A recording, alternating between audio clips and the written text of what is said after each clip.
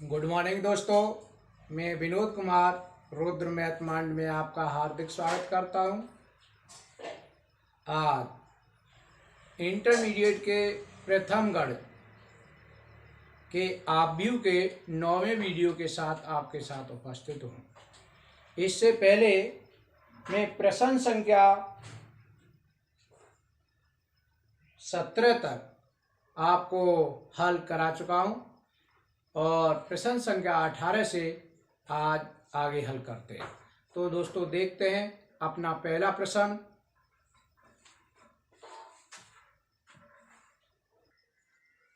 देखिए question number 18 है।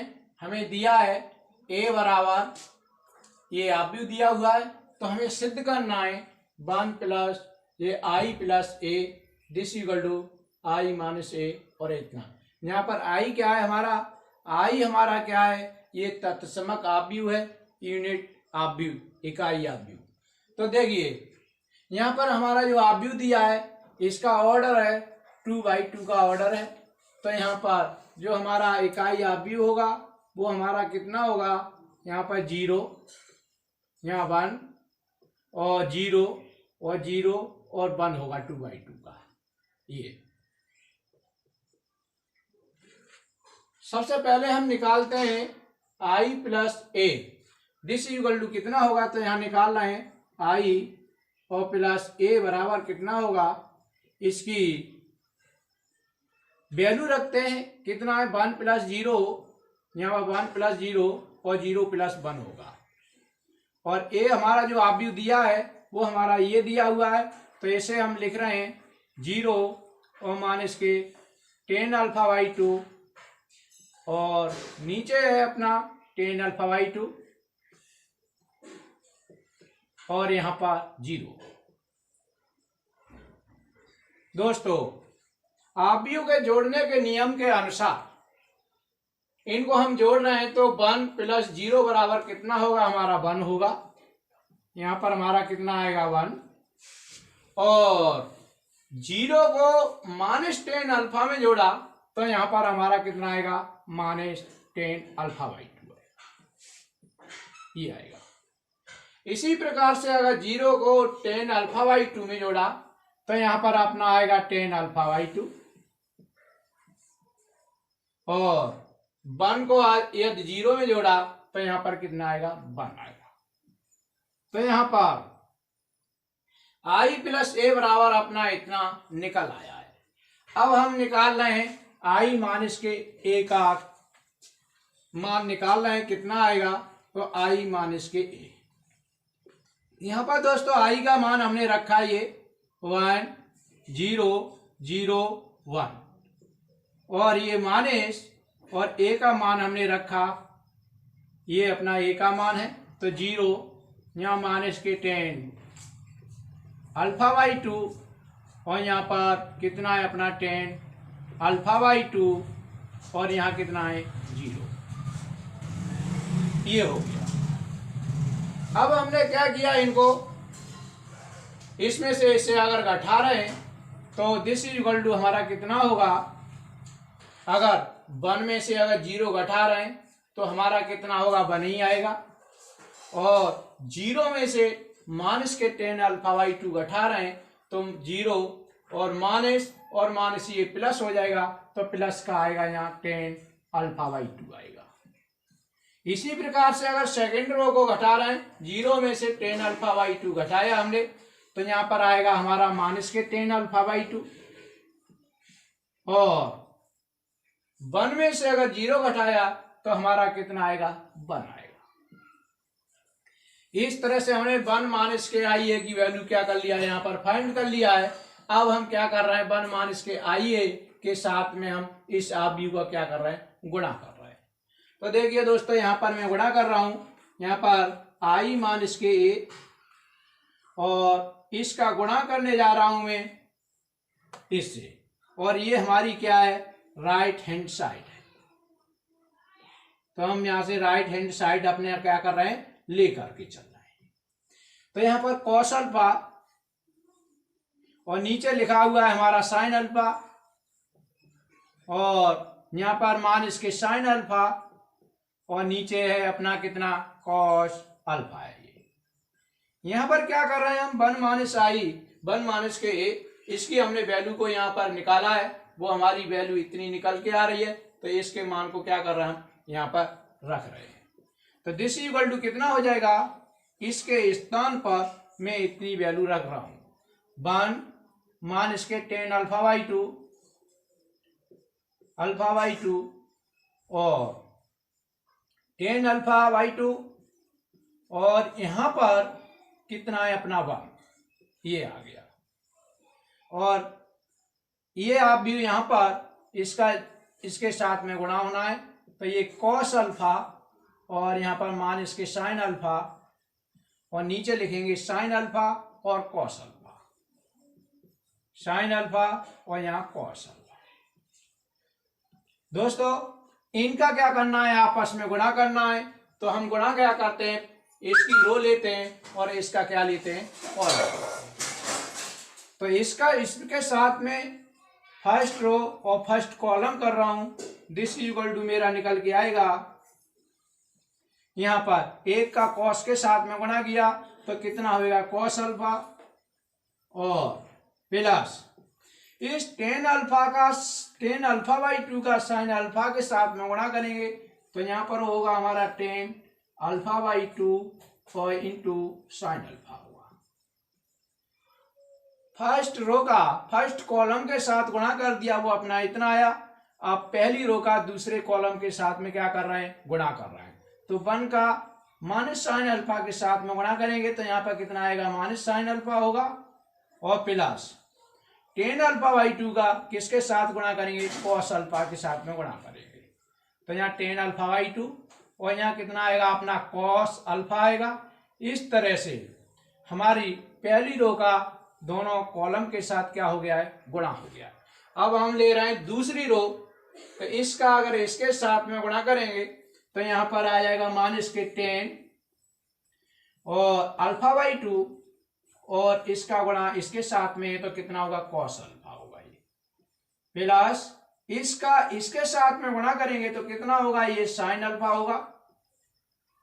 और अब इस रो का दूसरे कॉलम के साथ गुणा कर रहे हैं तो इसका इसके साथ गुणा करेंगे तो ये माइनस और ये माइनस यहाँ पर प्लस हो जाएगा तो यहाँ आएगा अपना टेन अल्फा बाई टू और यहाँ पर साइन अल्फा प्लस इसका इसके साथ में गुणा होगा तो ये आएगा कॉस अल्फा।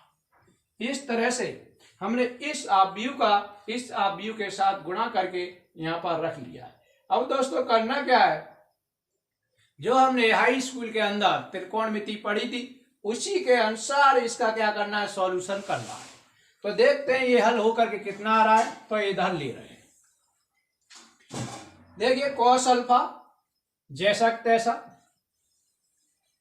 और ये प्लस यहाँ जो टेन अल्फा बाई टू है इसको मैं साइन और कॉस में क्या कर रहा हूं, बदल रहा हूं। तो यहाँ हो जाएगा टेन बराबर होता है साइन बटे कॉस, तो यहाँ पर हो जाएगा साइन अल्फा बटे दो बटे कॉस अल्फा बटे दो इस टेन के स्थान पर। और ये साइन अल्फा है वो जैसा तैसा मैं यहाँ पर रख रहा हूं। ये इसी तरह से इसमें क्या किया मैंने, यहाँ पर माइनस साइन अल्फा है तो माइनस साइन अल्फा और प्लस इस टेन अल्फा बाई टू को फिर से मैं बदल रहा हूं साइन और कॉस में। तो साइन अल्फा बाई टू और बटे कितने हो जाएंगे अपने कॉस अल्फा बाई टू और इसके साथ में ये कॉस अल्फा का गुणा हो रहा है तो यहां पर कितना आएगा अपना कॉस अल्फा आएगा। इसमें भी टेन अल्फा बाई टू को चेंज कर रहा हूं तो माइनस के साइन अल्फा बाई टू कितना आएगा कॉस अल्फा बाई टू आएगा। तो यहां पर आएगा माइनस के साइन अल्फा बाई टू बटे कितना कॉस अल्फा बाई टू और यहां पर कितना कॉस अल्फा का गुणा हो रहा है तो ये कितना होगा कॉस अल्फा प्लस कितना है साइन अल्फा, तो यहां पर लिख रहा हूं प्लस साइन अल्फा।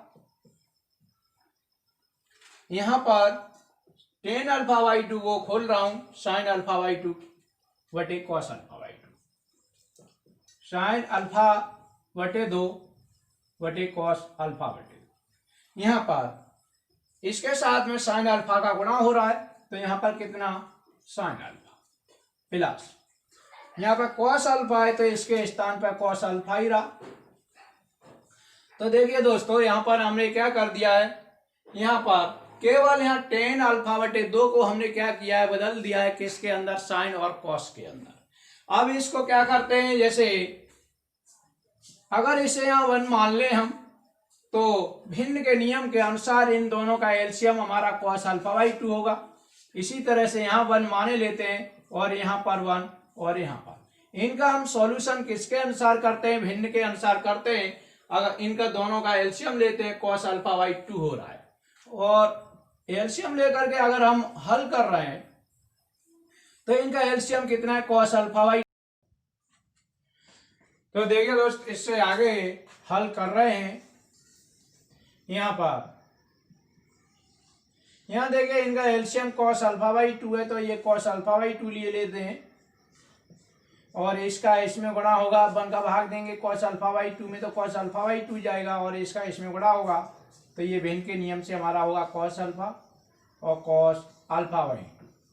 यहाँ पर इससे ये कैंसिल हो जाएगा, कोई अंतर नहीं पड़ेगा, तो यहाँ पर हो जाएगा अपना साइन अल्फा बाई 2 और कितना होगा, साइन अल्फा होगा। यहाँ पर इसको क्या करते हैं, यहाँ पर भी सॉल्व करते हैं, तो इसका भी एलसीएम हमारा कितना हो जाएगा, कॉस अल्फा बाई 2 होगा और इसका इसमें भाग दिए कॉस अल्फा बाई 2 बार और इसका इसमें गुणा किए, तो ये हो जाएगा साइन अल्फा और cos alpha by 2 plus cos alpha by 2 से कॉस अल्फा बाई 2 कैंसिल हो जाएगा और यहाँ पर इतना ही बचेगा, यहाँ बचेगा अपना साइन अल्फा और alpha by 2 into cos alpha. इसका यहाँ एलसीएम लेते हैं तो हमारा कितना आया, कॉस अल्फा बाई 2 एलसीएम आएगा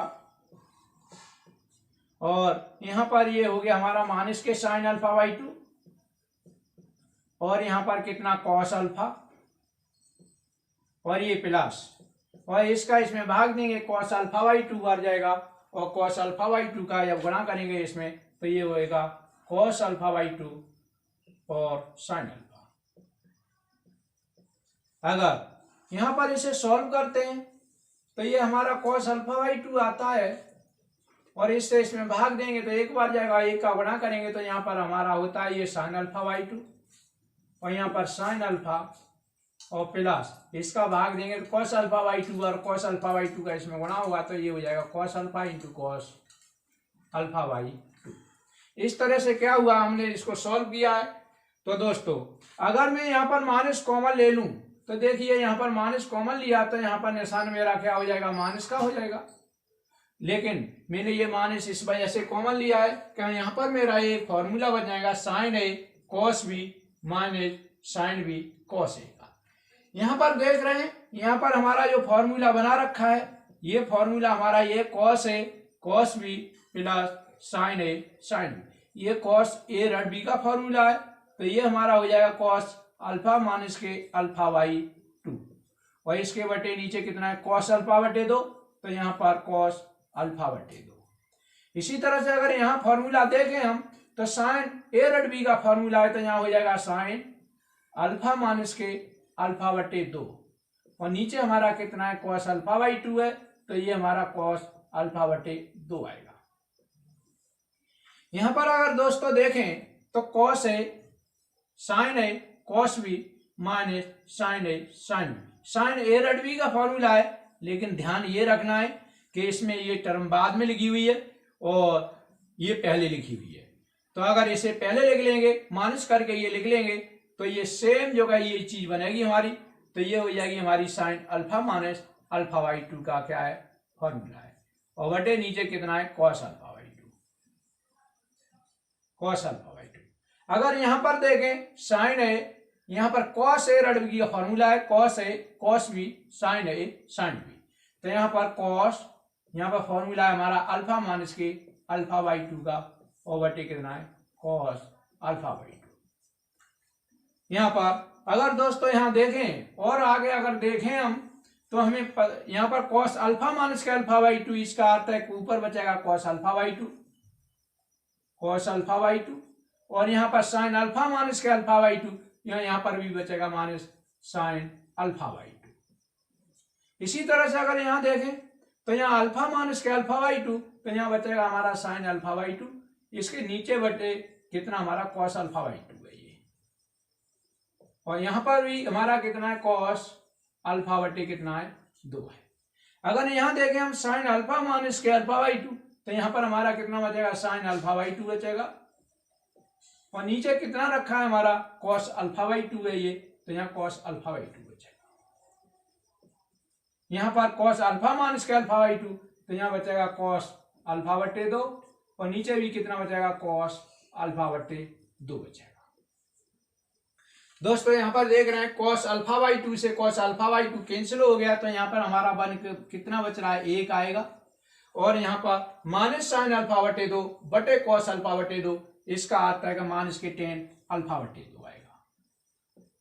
इसी तरह से अगर यहाँ देख रहा हूं साइन अल्फा बटे 2 बटे कॉस अल्फा बटे 2, इसका अर्थ है यहाँ पर कितना आएगा टेन अल्फा बटे 2 आएगा, और यहाँ पर अगर देगा कॉस अल्फा बटे 2 बटे कॉस अल्फा बटे 2, तो यहाँ पर कितना आएगा 1 आएगा।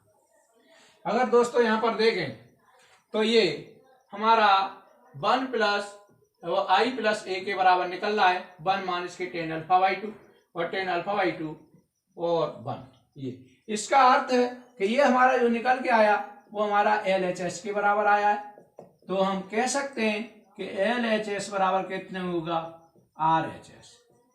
इस तरह से दोस्तों ये प्रश्न अपना क्या हुआ कंप्लीट हुआ, और यही सिद्ध करना था हमको। अब देख रहे हैं अपना अगला प्रश्न नंबर 19।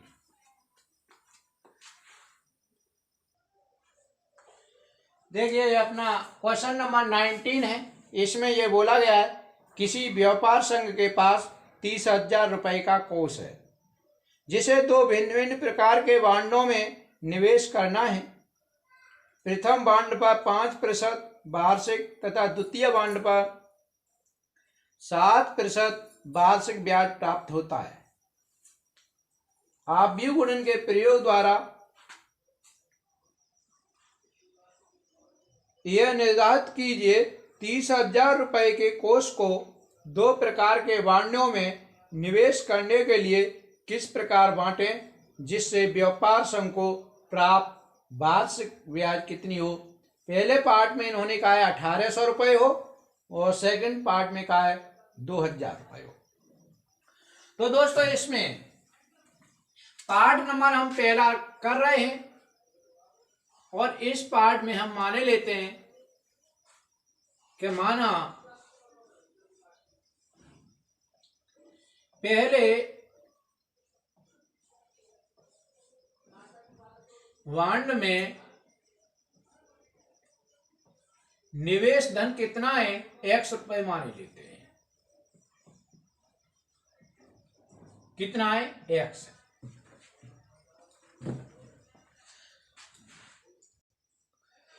तब दूसरे बांड के लिए कितना धन बचेगा, तब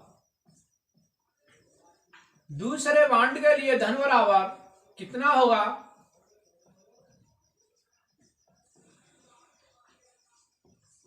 जो हमारा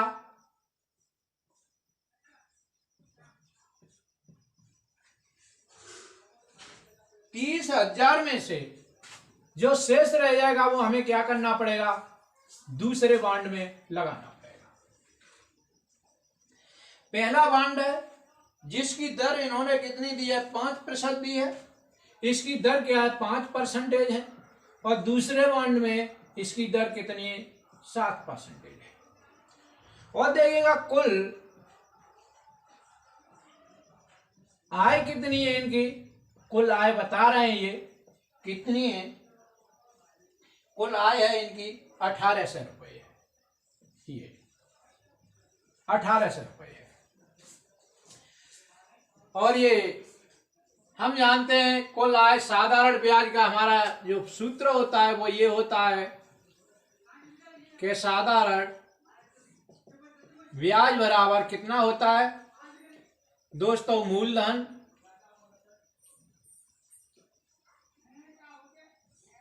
गुणा दर और गुणा समय बटे कितना होता है 100 होता है। इतना यहाँ पर वार्षिक आय है ये, तो यहाँ पर समय कितना हो जाएगा हमारा 1 हो जाएगा। तो कहने का अर्थ यह है मूलधन और गुणा दर अपनी कितनी है 5 है, तो पहले के लिए कितना होगा या लिखना चाहिए दर, और समय 1 होगा तो इसके लिए हम इंटू 1 करते हैं, इसका कोई अंतर पड़ेगा। अब देखिए जो हमारा जो वार्षिक आय है वो कितनी है 1800 रुपये है, और ये 1800 रुपये दोनों बांडों पर जो हमारी जो हमारा इंटरेस्ट होगा, साधारण ब्याज होगा, वो उसके बराबर होगी। तो ये वार्षिक आय अगर हम देखें तो कहने का ये है कि ये हमारी 1/1 की एक जो कि आप भी हुए, तो हमें इस धन को इस तरह से इसके साथ में गुणा करते हैं कि 1/1 का क्या मिल जाए, हमें आप भी मिल जाए। तो अगर हम देख रहे हैं कि यहां पर सपोज कीजिएगा 1/1 के आप व्यू के लिए हमें ये निश्चित होगा कि पहला जो हमारा आप व्यू होगा वो 1 इंटू समथिंग होना चाहिए यहाँ पर, और जो दूसरा आप व्यू है जिसके साथ अगर गुणा होना है यहाँ पर 1 इंटू सपोज की ये एम हो, और दूसरा आप व्यू है वो एम इंटू कितना 1 का होना चाहिए।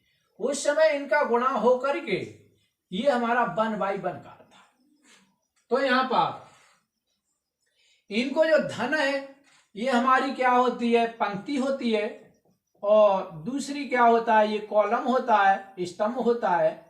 तो यहाँ पर जो हम इस धन को लेंगे तो हम ऐसा लेंगे जिसमें पंक्ति हमारी कितनी बने 1। तो हम यहाँ पर जो धन ले रहे हैं तो पहले बांड का हमें x ले रहे हैं, और दूसरे बांड का धन कितना 30,000 और माइनस x, इतना ले रहे हैं। तो दोस्तों यहाँ पर मैंने आपको ये बताया कि यहाँ पर जो मैंने अपना ये धन लिया है, मैंने रो में क्यों लिया है, क्योंकि रो में मैंने इस वजह से लिया है कि मुझे 1/1 की क्या चाहिए, इधर जो है इसका और इसके जो ब्याज है इसके साथ गुणा हो करके आप भी चाहिए। तो इस वजह से मेरे को पंक्ति 1 लेनी पड़ी, स्तंभ में मेरा चाहे कितना भी हो। इसमें पंक्ति तो मेरी 1 हो गई, स्तंभ जो है कितने हो गए 2 हो गए, तो ये 1/2 का आप भी हुए। इधर अगर मैं देखता हूं पहले जो है पहले का धन कितना है मेरा x, और इस पे ब्याज लग रहा है 5%, तो ये x का कितना हो गया 5% इतना। और दूसरा धन कितना है मेरा 30,000 माइनस के x है, और इस पर दर लग रही है 7%, तो इसकी दर कितनी होगी 7%। देखिएगा जो ये मेरा आप व्यू है, ये आप व्यू मेरी कितनी होगी, एक पंक्ति होगी, दूसरी पंक्ति होगी तो 2, और स्तंभ में मेरा 1 हो गया। यहां पर 2/2 मेरे पास है, इनको अगर वो करूंगा इनका मल्टीप्लीकेशन तो 1/1 की आएगी जो मेरी आनी चाहिए। और ये क्या होगी मेरी वार्षिक आय हो गई, तो वार्षिक आय कितने के बराबर होगी 1800 रुपए के बराबर होगी, ये 1800 हो जाएगा। अगर इसका गुणा करते हैं, इसका इसके अंदर गुणा, इसका इसके अंदर गुणा, और इसका किसके अंदर होगा इसके अंदर गुणा होगा।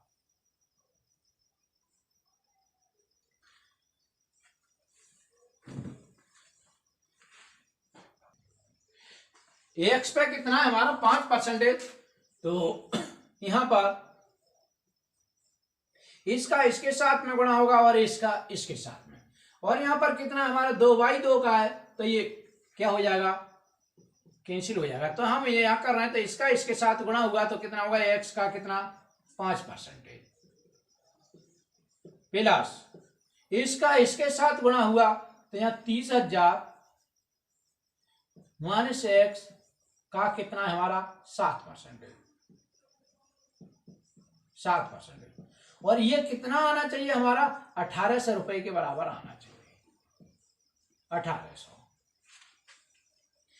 जब हमने यहां पर क्या किया इसको सॉल्व किया तो यहां पर ये आ रहा है हमारा x गुणा 5 बटे कितना 100 क्योंकि परसेंटेज का निशान उठाएंगे तो 100, और इसको सोल्व किया तो 30,000 माइनस के एक्स गुणा 7 बटे कितना 100, और ये कितना 1800 रुपये। देखिए मैं क्या कर रहा हूं, 100 दोनों में समान है तो इसका इधर गुणा किए देता हूं और यहां पर इसे जोड़े दे रहा हूं। यहां 5x, यहां पर इसका गुणा किया 7 या 21, इकाई, दाई, सैकड़ा, हजार, दस या लाख, इतना हो गया। और जाकर इसमें गुणा होगा तो माइनस के 7x, और इसका इधर गुणा हुआ तो कितना 18, और इस पर 4 जीरो हो जाएगी, 2 पहले से थी और 2 ये। देखिए इधर अगर देखते हैं तो यहाँ पर कितना 7x माइनस के यहाँ प्लस के 5x हैं तो माइनस के 2x बचेंगे, और अगर ये इधर जाएंगे तो माइनस के इकाई, दाई, सैकड़ा, हजार, दस या लाख, 2,10,000 उधर और यहाँ पर 1,80,000 इधर। तो इसको हमने घटाया तो यहाँ पर कितना बचेंगे, यहाँ पर हमारे बच के आएंगे 30,000 बच के आ रहे हैं, और यहाँ पर माइनस के 2x, माइनस से ये माइनस कैंसिल किया तो x बराबर हमारा निकल के आ रहा है 30,000 और बटे कितना 2, इसका अर्थ है कितना आया 15,000। तो जो पहले बॉन्ड में जो हमारे निवेश किया था वो कितना किया था, x किया, वो हमारा निकल के कितना आया 15,000, और दूसरे बॉन्ड के लिए फिर कितना रह गया शेष, जो दूसरे बॉन्ड के लिए रह गया 15,000 दूसरे के लिए। अतः यहां पर पहले बॉन्ड में निवेश कितना है, पहले बॉन्ड में निवेश है हमारा 15,000 रुपए, और दूसरे बॉन्ड में कितना है, जो शेष जो रह गया दूसरे बॉन्ड में निवेश कितना होगा, वो 30,000 में से 15,000 गया तो वो भी कितना होगा 15,000। तो इस तरह से उन्होंने क्या किया 15,000 में ये निवेश किया है। तो देखिए दोस्तों ये तो हमारा पहला पार्ट हो गया। अब मैं कर रहा हूं यहां पर दूसरा पार्ट, सेकंड पार्ट।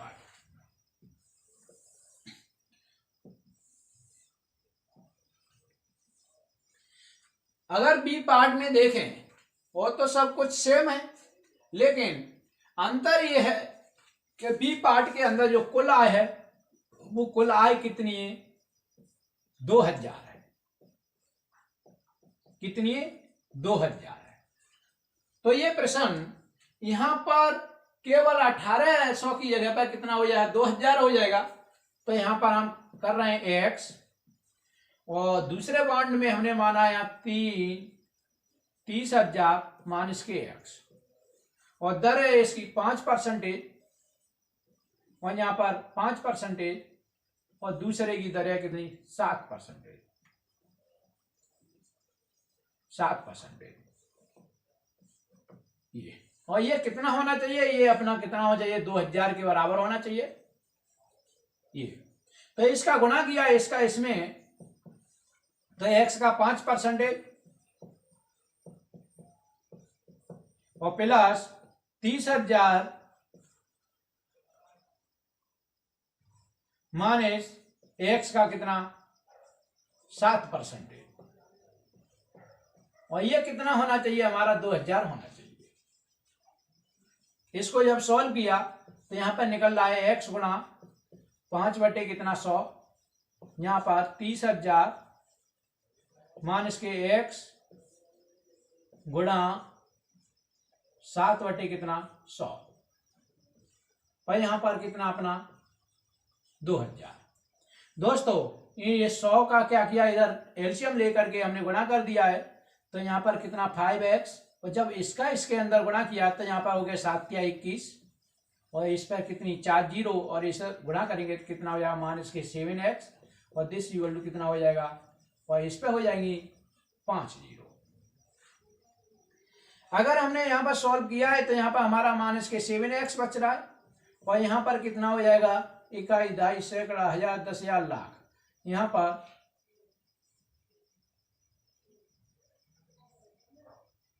यहां पर हमारा 2 लाख और ये 5 और यहां पर 2,10,000। ये अगर यहां हमने घटाया तो यहां पर कितना बच रहा है हमारा 10,000 बच रहा है। और यहाँ पर माइनस के 7 माइनस के कितना बचा -7x में तो अगर 5x गया तो माइनस के 2x बचेंगे। तो यहाँ पर 2x माइनस से तो हमारा माइनस कैंसिल हो जाएगा। तो x बराबर कितना बचेगा हमारा 10,000 और 10,000 बटे कितने 2 और ये निकल के आ रहा है हमारा 5,000। इसका अर्थ है कि पहले बॉन्ड में जो निवेश हुआ है वो कितना हुआ है 5,000 रुपए हुए और जो दूसरा बॉन्ड रहेगा उसमें 30,000 में से हम 5,000 घटा देंगे। तो पहले बॉन्ड में निवेश कितना है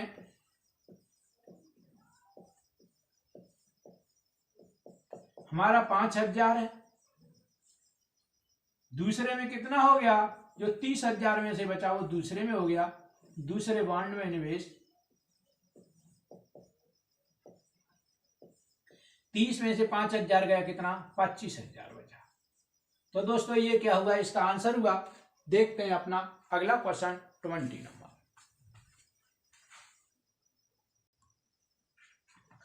देखिए 20 नंबर क्वेश्चन है।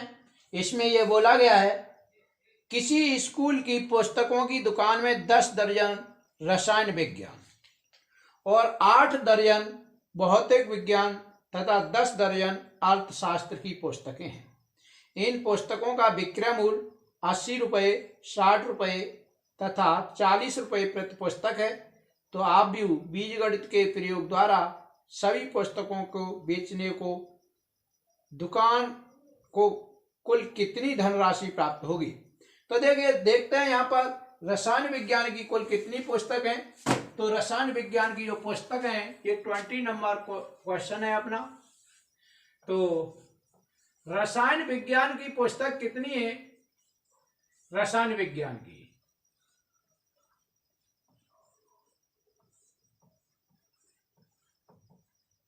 रसायन विज्ञान की पुस्तकें हैं अपने पास में बराबर रसायन विज्ञान की पुस्तकें 10 दर्जन। तो 10 दर्जन है और 10 दर्जन की कितनी पुस्तक होगी 10 गुणा 12 120 पुस्तकें होंगी रसायन विज्ञान की। और किसकी पुस्तकें हैं और देख रहे हैं भौतिक रसायन विज्ञान की पुस्तकें कितनी है 10 दर्जन और 8 दर्जन कितनी है भौतिक विज्ञान की है। तो यहां पर भौतिक विज्ञान की कितनी पुस्तकें हैं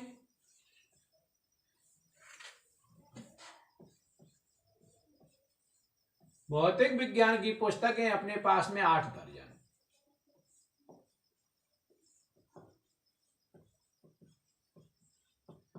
8 दर्जन है ये और 8 दर्जन का अगर ये निकाला तो 8 गुणा 12 और 12 8 96 ये अपनी 96 पुस्तक होगी। और किसकी है पुस्तक रसायन विज्ञान के अलावा और अर्थशास्त्र की पुस्तक अपने पास 10 दर्जन है।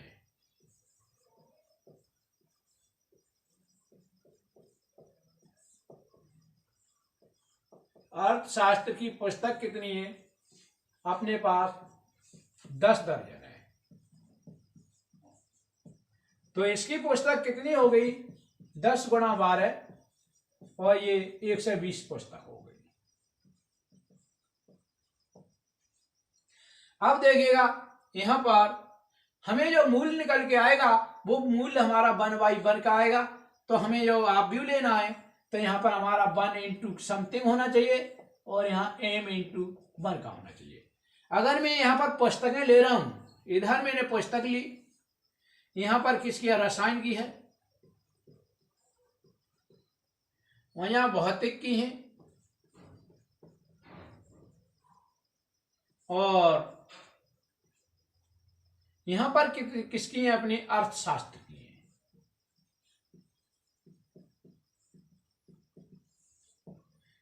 कितनी है हमारी 120 96 और 120। दोस्तों यहाँ पर मैंने आप भी लिया 1/3 की है, और मैंने इन पुस्तकों को ये पंक्ति में इस वजह से लिखा है क्योंकि मेरे को इस प्रकार की आप भी चाहिए गुणा करने के लिए। स्तंभों को मेरे को ये कोई टेंशन नहीं है कितना हो जाए, लेकिन यहाँ श्योर है कि पंक्ति मेरी एक होनी चाहिए। अब दूसरे उसमें हमारे स्तंभ कितने 3 है, तो यहाँ पर हमें कितना होना चाहिए, पंक्ति हमारे पास कितनी होनी चाहिए, 3 होनी चाहिए। तो इनका जो उन्होंने रेट दिया है वो रेट इन्होंने दिया है कितने का दिया है, ये 80 60 40 का है, 80 60 और 40 का है। यहाँ पर अगर हम देखें ये हमारी कितनी होगी 3/1 की होगी, इससे ये क्या हो जाएगा हमारी इनका मल्टीप्लीकेशन होगा 1/1 की आएगी और हमारा क्या हो जाएगा मूल निकल आएगा। तो देखते हैं आगे इसको क्या करते हैं, गुणा करते हैं।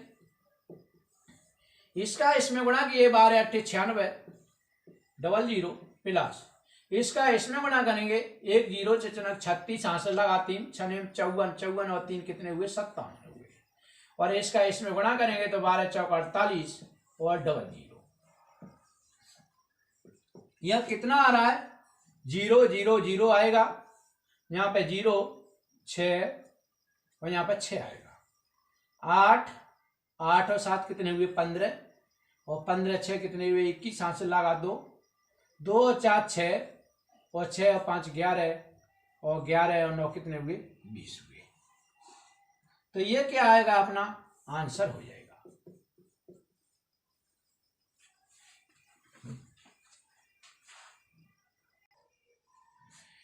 देखिए दोस्तों ये अपना 21 नंबर क्वेश्चन है, इसके अंतर्गत दिया है पी वाई प्लस के डब्ल्यू वाई के परिभाषित होने के लिए एन पी के में क्या प्रतिबंध होगा, और नीचे अपने जो क्या ऑप्शन दिए इनमें से हमें अपना आंसर सेलेक्ट करना है। तो यहां पर दोस्तों अगर देखें, अगर यहां पर देखते हैं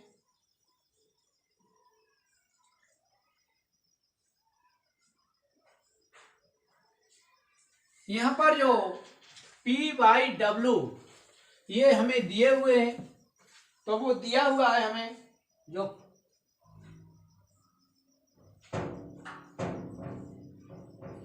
X है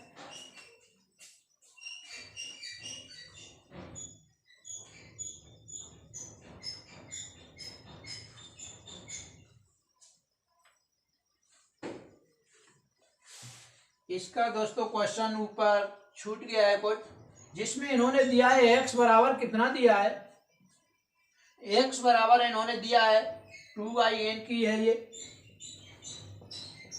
2/n की है, और y बराबर हमको दिया है कितना दिया है 3/k की दी है,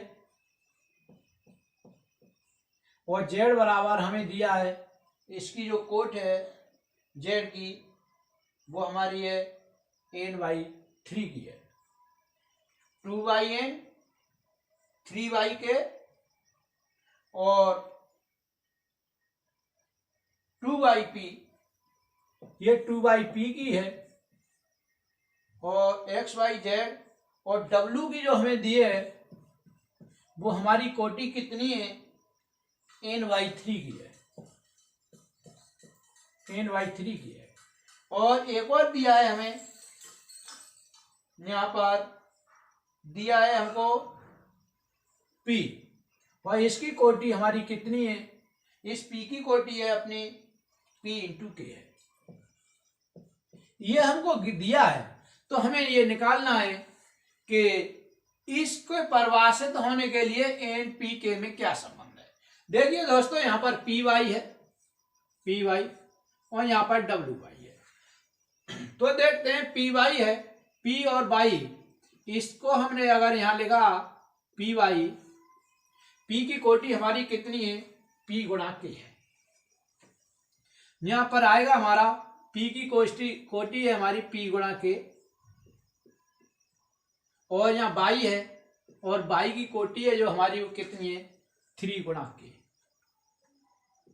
3 गुणा के प्लस यहाँ W है और W की हमारी जो कोटि डिफाइन की गई है वो हमारी है n×3, n×3।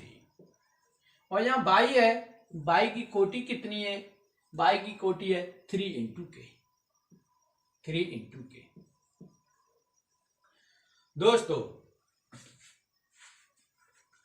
उन्होंने कहा यह परिभाषित है, इसका अर्थ है कि इसका इसमें गुणा भी होगा और इसका इसमें गुणा भी होगा, और जो भी आप व्यू हमारा निकल के आएंगे इनके गुणा होने के बाद वो क्या है, उनका जोड़ भी होगा। तो यहां देखते हैं कि इनका गुणा तभी संभव है जब ये और ये क्या होने चाहिए, आपस में बराबर होने चाहिए। के बराबर कितना होना चाहिए, 3 होना चाहिए।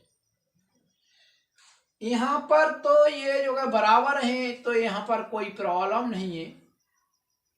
और यहां से हमारा जो निकल के आ रहा है कि ये परिभाषित है, इनका गुणा जब ही बराबर होगा या परिभाषित होगा जब के का मान कितना होना चाहिए, हमारा 3 होना चाहिए। तो पहली बात तो यहां से निकल के ये आ रही है कि के का मान कितना होना चाहिए, 3 होना चाहिए। चलिए अगर के का मान अगर 3 होना चाहिए तो हम इसमें के का मान हम क्या करते हैं, देखते हैं 3 हमारा कहाँ है, के बराबर 3 यहाँ पर है और के बराबर 3 यहाँ पर भी। आगे चलते हैं अभी। तो सपोज करो इनका जो गुणा हो करके कोई भी मैट्रिक्स निकल के आता है, वो हम मान लें हमारा ए निकल के आ रहा है, और जो ए आएगा उसकी कोटि कितनी होगी, यहाँ पर ये तो पी और के की होगी, यहाँ इस तरह से होगी। सपोज करें यहाँ पर जो निकल के आएगा आप व्यू, उसकी कोटि बी आ रहा है और उसकी कोटि कितनी होगी, n×k की होगी, n×k की होगी ये। और के बराबर कितना है, 3 है। तो यहां पर हम कितना ले लें, ए की कोटि हमारी होगी p×3 होगी और प्लस बी की कोटि कितनी होगी, n कितनी होगी, 3। एक बात बता दें कि ये p×3, एक बात बता दें इनका जो ये दोनों जुड़ करके कोई भी एक मैट्रिक्स आएगी सी, और ये तभी संभव हो सकता है कि जब इनकी कोटियां कैसी हों, बराबर हो। देखिए 3 बराबर तो 3 है यहाँ पर, लेकिन p बराबर कितना होना चाहिए, n होना चाहिए, तभी यहाँ पर जो क्या होनी चाहिए, बराबर। तो इसकी जो कोटि आएगी p बराबर होगा यहाँ n और यहाँ पर ×3 की होनी चाहिए। तो हमारा जो निकल के आ रहा है वो ये आ रहा है, के का मान तो कितना होना चाहिए, 3 होना चाहिए, और p बराबर कितना होना चाहिए, n होना चाहिए। इसका अर्थ है कि हमारा पहला ऑप्शन है वो हमारा क्या होगा, सही होगा। अर्थात कितना होगा, अर्थात हमारा कितना होना चाहिए, p बराबर के बराबर कितना होना चाहिए, 3, और यहां पर ये p बराबर कितना होना चाहिए, n। ये कंडीशन होनी चाहिए, और वो कंडीशन हमें प्राप्त हो रही है पहले पार्ट में। तो इस तरह से अपना 21 का पहला पार्ट हमारा ये जो दिया था वो हमारा क्या हो रहा है, कंप्लीट हो रहा है। और अब अगला क्वेश्चन है अपना 22, और वो भी इसी से संबंधित है। तो देखते हैं वो प्रश्न अपना क्या है, तो आगे देख रहे हैं उसको।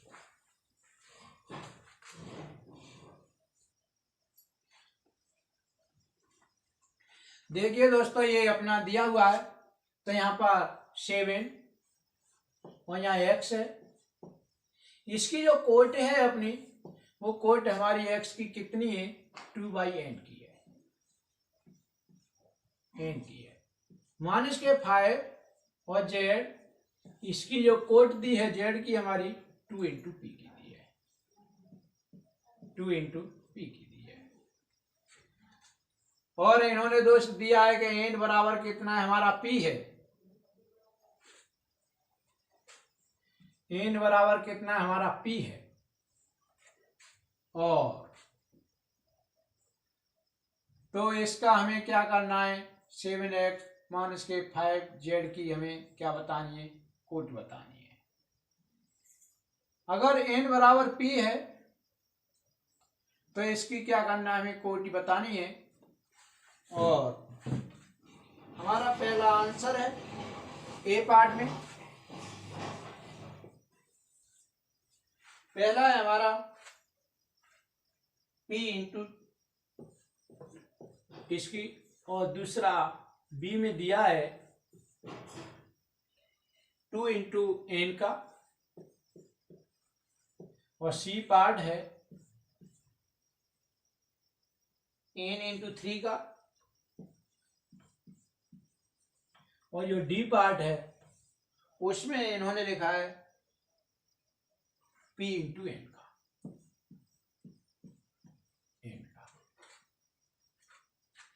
देखिए हम जानते हैं कि दो आव्यूह का जोड़ और घटाव तभी संभव हो सकता है यदि इनकी ये कोटियां कैसी हों, आपस में बराबर। तो यहाँ पर 2 और यहाँ पर भी 2 दिया है, कोई प्रॉब्लम नहीं है, लेकिन प्रॉब्लम इस यहाँ पर थी कि यहाँ पर n दिया है लेकिन यहाँ p दिया है, ये भी बराबर होना बहुत जरूरी था। लेकिन प्रश्न में वो पहले ही दे चुका है कि n बराबर कितना है, p है, तो ये दोनों आपस में कैसी हैं, बराबर है। तो इसका जो आंसर होगा, इसकी जो कोटि होगी, इसकी हल करने से जो कोट आएगी या तो हमारी 2 गुणा n की होगी, अथवा 2 गुणा कितने की होगी, p की होगी। इसको हल करने से ये हमें कोटि मिलेगी। तो हमें देखना ये है कि इनमें से हमारे पास कौन सा आंसर है। देखिए p गुणा 2 नहीं है, 2 गुणा n, ये मैच कर रहा है हमारा इसके साथ में, तो ये आंसर सही होगा। n/3 है, ये p/n, तो नहीं, ये मैच कर रहा है, तो हमारा ऑप्शन नंबर कितना होगा, सेकंड। यहां पर आपको या तो इसकी कोटि 2/n की होनी चाहिए या कोटि 2 इंटू पी की होनी चाहिए। 2 इंटू पी का इसमें कोई उन्होंने ऑप्शन दिया नहीं है, तो यहाँ पर ऑप्शन दिया है p इंटू 2 का दिया है, लेकिन होनी कितनी चाहिए, 2 इंटू पी का होगा। केवल यही ऑप्शन इससे मैच कर रहा है, तो ये अपना क्या होगा, आंसर होगा इस तरह से। तो दोस्तों इस तरह से अपनी ये एक्सरसाइज थी पूर्ण रूप से क्या हो रही है, कंप्लीट हो रही है। और अगले वीडियो के अंतर्गत मैं आप भी की अगली एक्सरसाइज के साथ में पुनः उपस्थित होऊंगा। तो आप लोगों को मेरा वीडियो देखने के लिए बहुत बहुत धन्यवाद, और पुनः मिलते हैं अगले वीडियो में।